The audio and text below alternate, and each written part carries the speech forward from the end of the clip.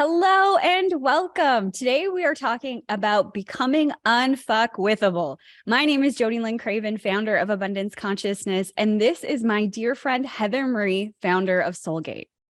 Hi, welcome to Channel Squared, where we connect with you, the divine, and channel here with you live. Yeah. And so today we're talking about becoming unfuckwithable with our special guest, Anna. Anna is an atheist engineer turned energetic engineer. She is known as a miracle worker, energy healer, style alchemist, speaker, and mentor who guides spiritually minded leaders who have been disconnected from their power back to their energetic sovereignty so that they can fully own and embody their authentic expression and become unfuckwithable in life and in business. Welcome, Anna. Thank you, ladies. Thank you for having me.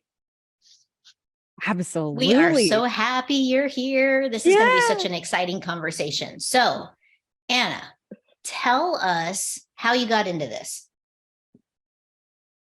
How I got into what I'm doing now and my quest for helping people become unfuckwithable energetically is through my own personal experience of exploration, going from being an atheist engineer and so off path and off purpose and doing a whole bunch of personal development, starting with very left brain, masculine energy, ontological personal development, to then being open to other things, going down the rabbit hole of spiritual development, and in the last 4 years, really focusing on deep energy clearing, energy work, past lives, Akashic records, all the things, but also why I'm so passionate about teaching people how to be unmessable with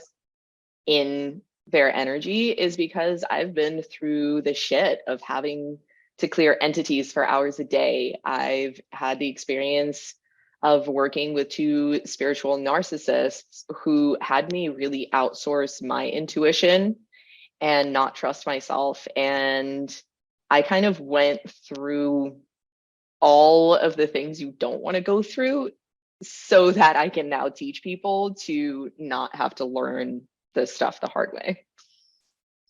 I think that is quite a signature of the healer, right? You know, I mean, every healer I've ever talked to has really gone through the trenches.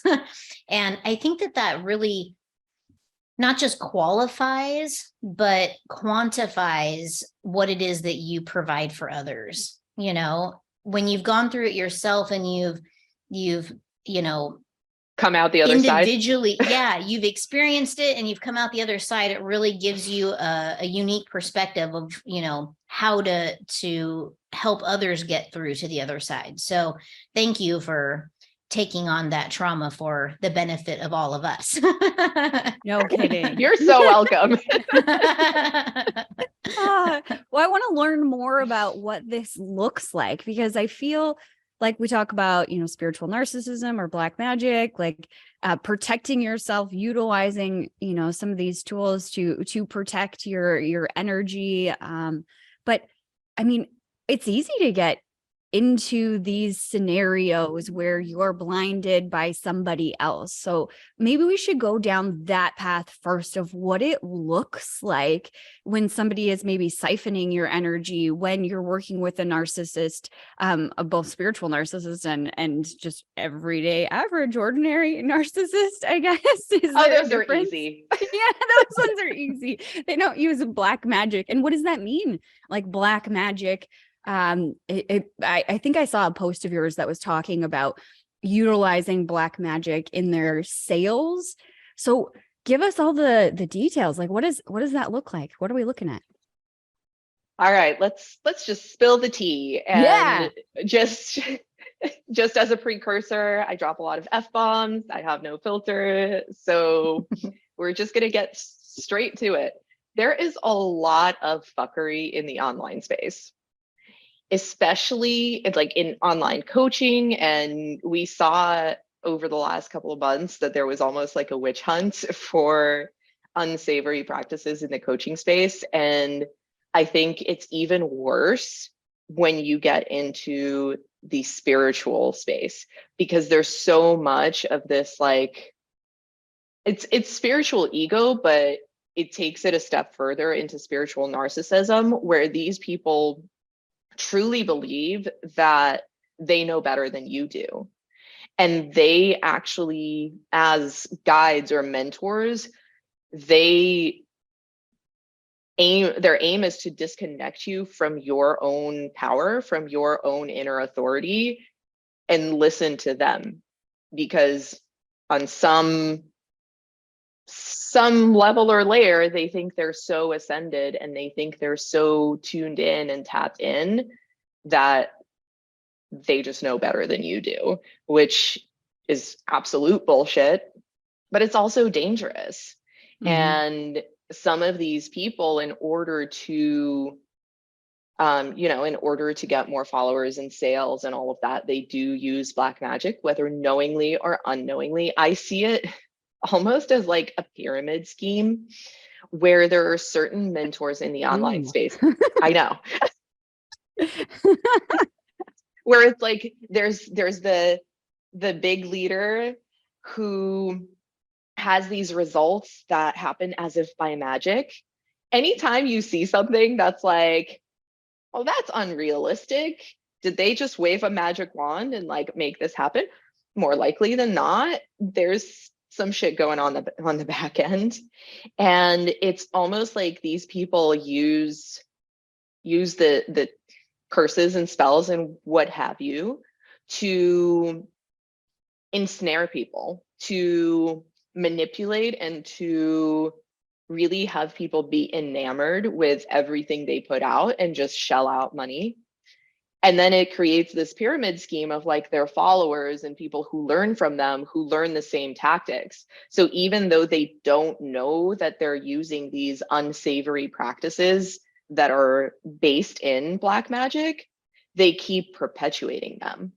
And before you know it, it is like this pyramid scheme of like just people passing on trauma and passing on energetic larvae and passing on these practices that kind of hurt more than they help. Oh, I know.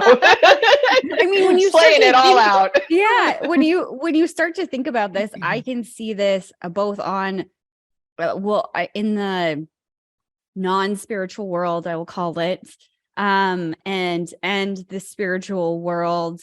And when I'm looking at the non-spiritual world, the examples where I've seen this, I'm wondering if higher up in the ranks, if you will, of this, waterfall or cascade that you were talking about, pyramid scheme, if that was energetic, it was spiritual on that side of things, whether known or unknown from the very beginning. And that's why it's so effective. I would venture a guess that probably that is the case. And a couple of telltale signs of this is, like, if you are following somebody online and you just love everything that they put out, and you're like, oh, it's one thing, standard marketing teaches us to create raving fans from our audience, but we're still all human. And when we follow these humans, we're going to have things that we disagree with.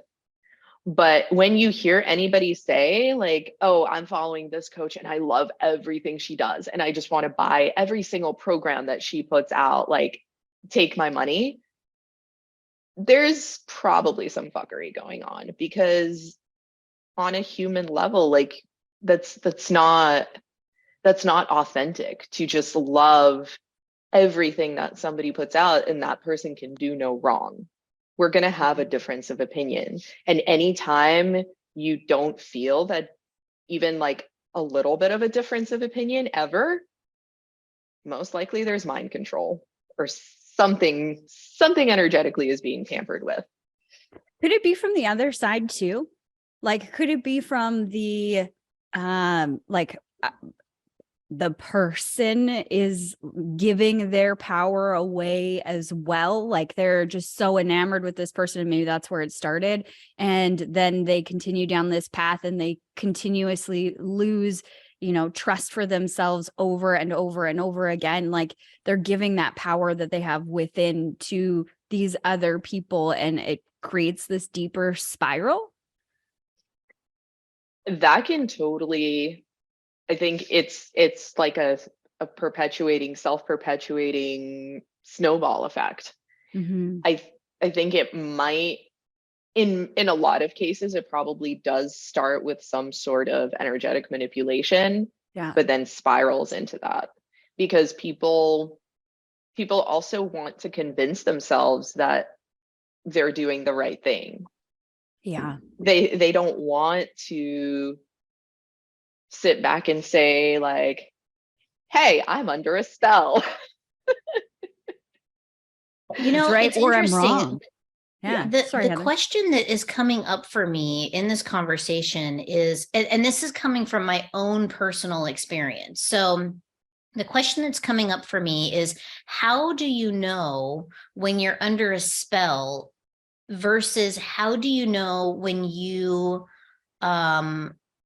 like authentically appreciate and like want to like, you kind of put this person on a pedestal because you're just like, wow, they're just so amazing. Let me give you an example of this so that my question is really clear. I was in the permanent makeup space once upon a time, and I'm a international educator in permanent makeup. And at the time, there was another educator that was coming out, and everybody was totally enamored with her. And as she was building her like credibility and status, I was really like taken with her technique. I was like, wow, that's, those a beautiful technique that she does. And I watched her gain in this like popularity, and everybody was really like focused on her and her technique to the point of, like she was just so booked in her private practice and her teaching practice. And as I was watching her build this empire around her, again, maybe this is the pyramid scheme that you're talking about, I had approached her at one of her seminars and said, hey, I'm going to be in your area. Maybe I will have you do my brows. And it all of a sudden I saw this massive ego come out and like, oh, there's no way. Like I'm, a year and a half out. And so, but from one educator to another, if another educator came to me and was like, hey, I'm going to be in your area, I would move mountains to make sure that I had an educator wearing my technique, right? So I'm just wondering, like, is this like black magic spell casting sort of thing? Or was this everyone had put this person on a pedestal, and when I saw this person for who they truly were, I was like, I don't know about you. Yeah. I think it's a fine line. I think sorry if there's people speaking in the background. I think it's a fine line because there is just human ego, which this kind of sounds like it is. And then I think the spiritual narcissism ego is a little more insidious because these people will also gaslight you. These people will really skillfully position themselves as the guru. They'll really position themselves as, I am more tapped into source than you are. Yeah, listen to me, not you. Yeah. Mm-hmm. I know and better. Right. And I can see the future, and I'm like this super massive galactic channel, starseed, whatever. And I see future timelines. And if you don't listen to me, you're just like setting yourself back, and you're like, I can help you quantum leap and timeline hop and whatever, but if you do it on your own, you're just fucked.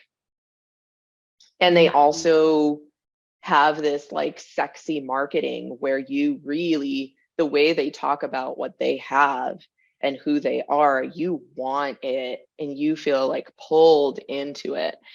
And I think with some people get successful through having that raving fan base, through, you know, being really good at what they do and just blowing up, and then the ego goes to their head and they're like, well, I don't have time for you. But did you feel like in that interaction, how did you feel? Like, did you feel like you were losing any part of yourself to like try to be in her presence, or giving up parts of yourself to like? I didn't, but I have seen others that have. And so that was kind of like the question that I had. And maybe, you know, not to toot my own horn, but maybe I could see through the bullshit a little bit. But I have definitely worked with people in the past that are masterful at the black magic and spiritual narcissism. I mean, I think that, you know, I've definitely experienced exactly what you are describing. With this particular interaction, I would say that I was disappointed, but I wasn't like, you know, oh my God, you know, she's not making time for me or anything like that. It wasn't like, I wasn't like heartbroken or like diminished in any way. In fact, I was just turned off, and it was kind of like, you know, how far they fall. And, you know? and I think that's the difference. That's like the key point, being turned off versus turned on. Because when that is an important distinction. Yeah. Right. That's an important distinction for sure. Because if somebody is like that to you and you're like, oh, I need to get her attention, that is more of being under that spell. Or that feeling of loss that you were talking about, like that, I guess, second guessing of yourself of like, well, if I don't sign this contract and work with this person, then I'm never going to get to where I want to go because they're the only ones that understand or whatever. Yeah, that's a huge distinction there. Yeah. And even when you're disappointed, like if you say you do work with that person and you're disappointed in the delivery, but then you give them more chances, like you still buy into their next program or a different offering, and you're willing to just like keep paying them money because you think that it's going to be better or different, that's usually a telltale sign too that it's like, you know, normally if I'm not mind controlled or tampered with in any way, if somebody doesn't, you know, I go to a practitioner, they fuck up or they don't deliver on what they said they're going to deliver, I never work with that person again. But it's that pull forward, that being drawn in by the person and wanting to still get your hands on what they have to offer. I think that's also an indicator that something else is happening behind the scenes. The way that I've felt that is it wasn't even a recognition of maybe a recognition of what was promised wasn't delivered, but more like we didn't have enough time. There's so much more that we need to do, and I haven't achieved that yet. So I need to go back. It was more like I took the responsibility of things not being delivered, perhaps, rather than putting the responsibility on the person who was to be delivering them, and just manipulated myself almost in that way of like, oh, well, we just haven't had enough time, or, you know, we haven't gotten to that point yet, or we haven't, you know, there was always an excuse that I was making. Yeah.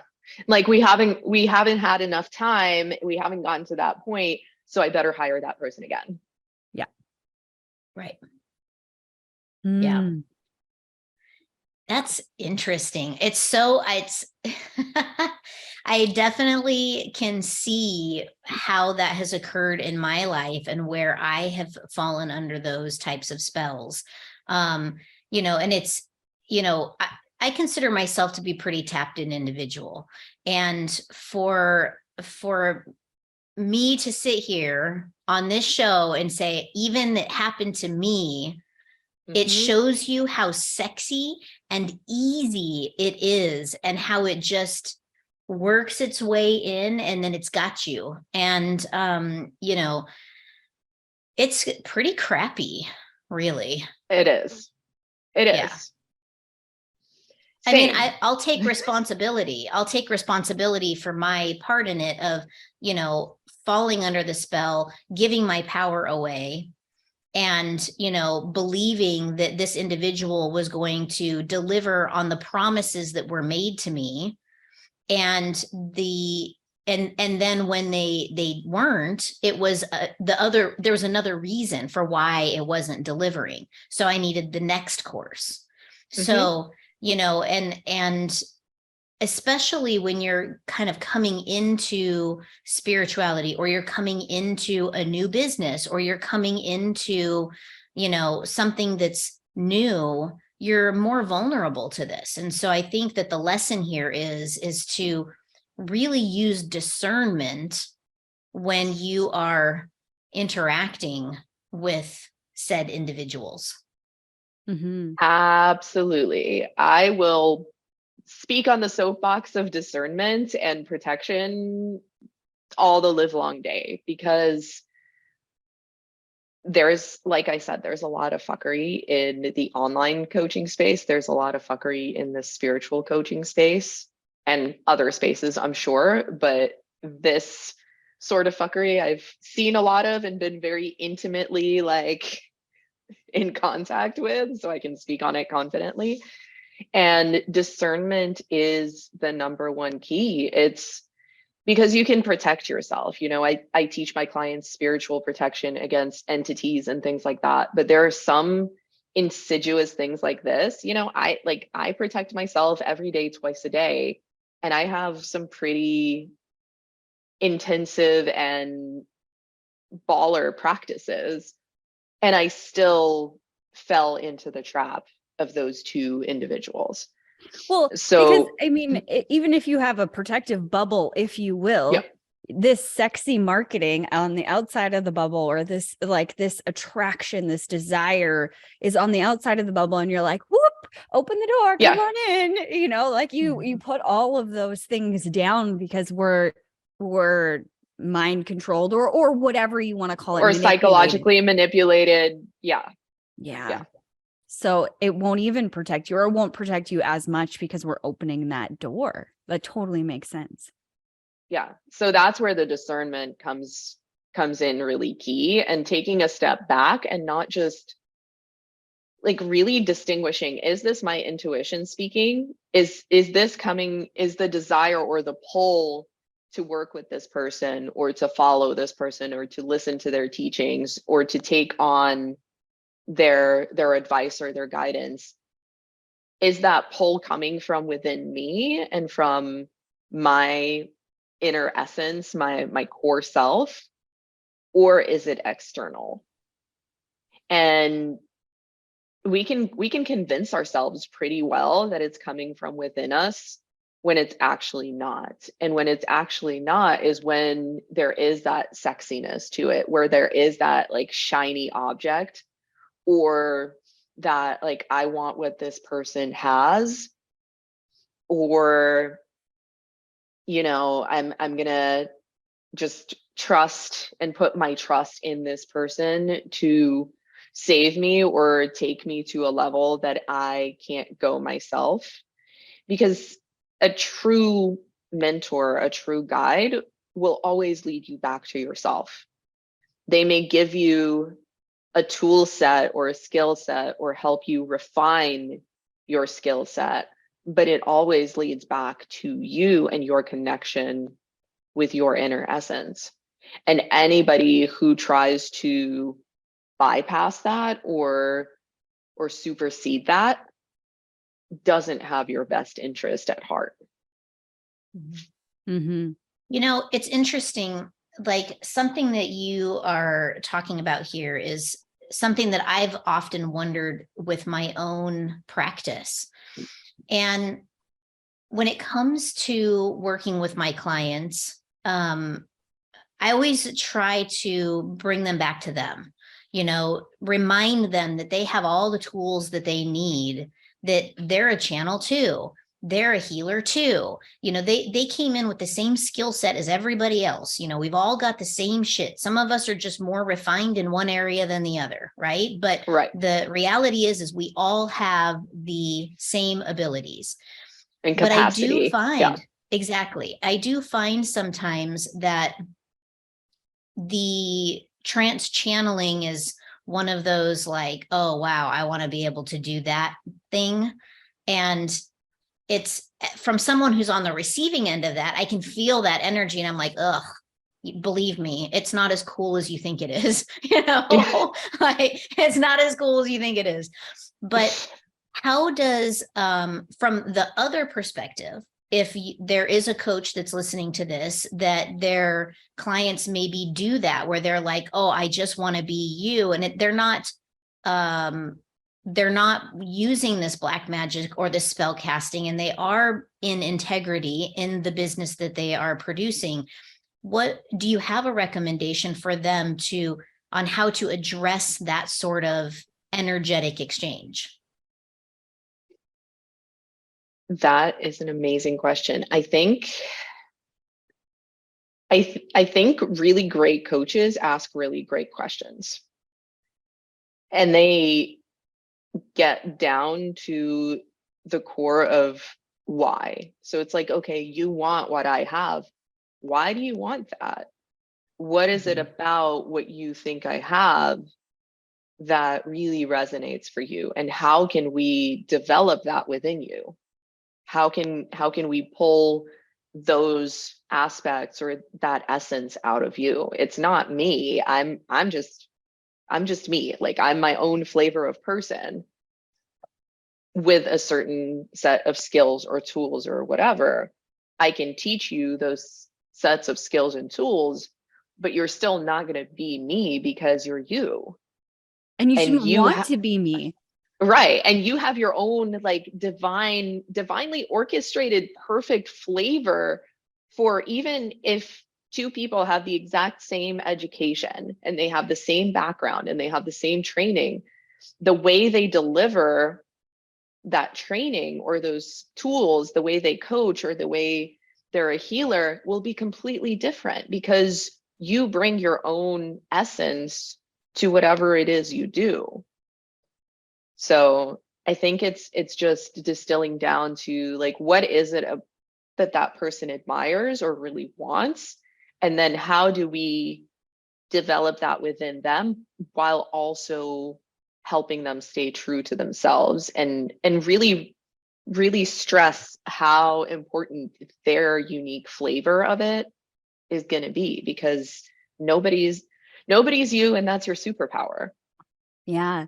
And I think that's a distinguishing factor when you're evaluating the person you're going to hire or whatever. Is are they talking about like, I can lead you, only I can do this? Is it coming from a guru paradigm of, I'm the only one that knows this stuff, which I think really is a very insecure place.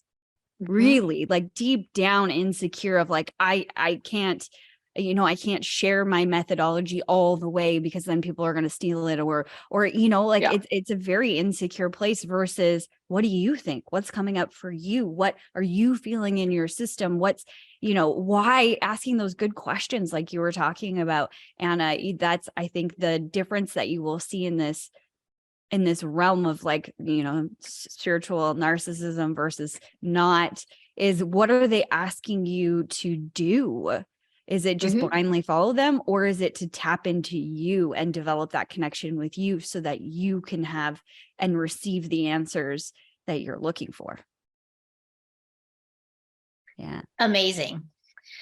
Anna, so good. Neimark, right? Did I get that right? Yeah, yes. I know that your name probably gets butchered. Yeah, your name probably gets butchered pretty badly. I had a last name one time that was always getting butchered too, so I'm really sensitive to that.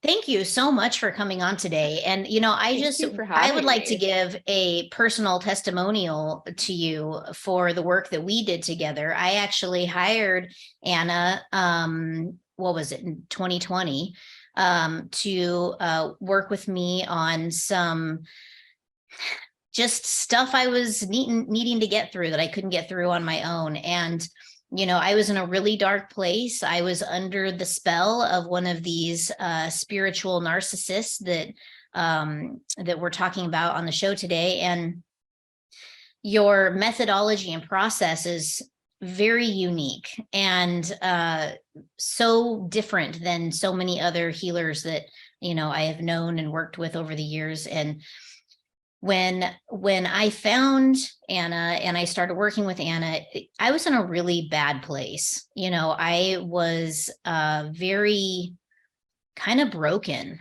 And, I had a lot that had happened to me earlier in that year. And I was pretty much suicidal because it was just more than I could handle. And Anna really got in the trenches with me and helped pull all the crap out and burned all the things. And it was really an amazing and transformative experience. So we're going to link in the show notes how you can work with Anna and find Anna. And even if you're not sure if Anna's the right person for you, you should at least reach out and have a conversation because I think that you're wonderful and I'm so happy that you came on today. And I wish you so much success. Thank you. Thank you, Heather. And it is my privilege and my pleasure to do this work. And I don't for a second take it lightly, because I do get to take people's hands and walk them through and out of some pretty dark spaces, from demons and crazy past lives and curses in the family tree and black magic. And it's easy to get like really heavy and significant about it, but there is light at the end of the tunnel. There is the light on the other side of unburdening yourself. And that's the whole point of being unfuckwithable. It's like, how do I not take on all of this shit in the first place? But if I have taken on, how can I unburden and just come back to me? And it's been really, really powerful to see you come back to yourself and to your fullest essence, and just to see you flourishing and thriving. And I'm just, it means the world to me to be able to lead people through this work. Yeah. And the courage that it must take, Anna, to do what you do, to even just see it, to see the darkness so clearly is a space that a lot of people would avoid, both personally as well as a coach. So I want to, applaud you for that. And I also want to applaud you for how grounded you are. I think that's what makes you really special, is in your presence every time. I know I've never worked with you personally, but anytime we've jumped on these calls, I just feel like that my feet are firmly planted, and it's a very unique experience. Not that, I don't do my own grounding myself or anything like that, but it's, you bring this peace, this feeling of being held and secured with you. And that is such a beautiful gift and a beautiful art that you're, teaching people to harness is how to do that within your essence. I always talk about this with Heather. Is the great thing that I found with Heather was she would tune my channel. Just being in her presence, I would tune to different frequencies and just, have a clearer. It's like co-regulation. like Yeah. spiritual co-regulation. Exactly. And I feel the same with you, Anna. You're just such a special and a wonderful human. So thank you so much for coming on our show today. Is there anything that you're promoting at right now, like any courses, any books, or anything like that? Can you tell us about it? Yes. So in light of my soapbox of protection and having these really solid practices for being in your energetic sovereignty, I am launching a group program, my first ever group program called Sovereign Energy Foundations. It'll be launching in March, and it is basically teaching all of the tools that I've collected and refined over the years that I've used for myself, that I continue to use for myself, that I teach all of my one-on-one clients. But it's geared towards highly sensitive people, empaths, and also service providers, because if you work with other people, you can take on a lot of crap and you can just like shuffle the crap around and redistribute the crap if you aren't protecting yourself, if you aren't setting the space energetically, if you aren't clearing the space. So I'll be teaching all of the tools to do that, to really be in the utmost integrity as a service provider, especially as a spiritual service provider. Wonderful. Well, if you have a link for that, send it to us so we can put it in the show notes. Sorry, Heather, you were going to say something. I was going to say, this is absolutely perfect timing. Your program starts March what? I'm launching it in March, and it will the beginning of March, and it will start, I will say, March 21st. Okay, so people, Beautiful, great. have a few weeks to get started or to get signed up, and so this will be perfect timing. So yes. Fantastic. Wonderful. Yeah. Well, thank you again, Anna, for being a part of our show today. We loved having you. And if you watching this today, right now, loved this conversation, make sure you hit that like button. Make sure that you are subscribed and you have that notifications turned on so you never miss an episode. Next week, we will be back talking about love. So thanks for watching. We'll see you all next week. Bye. Thank you.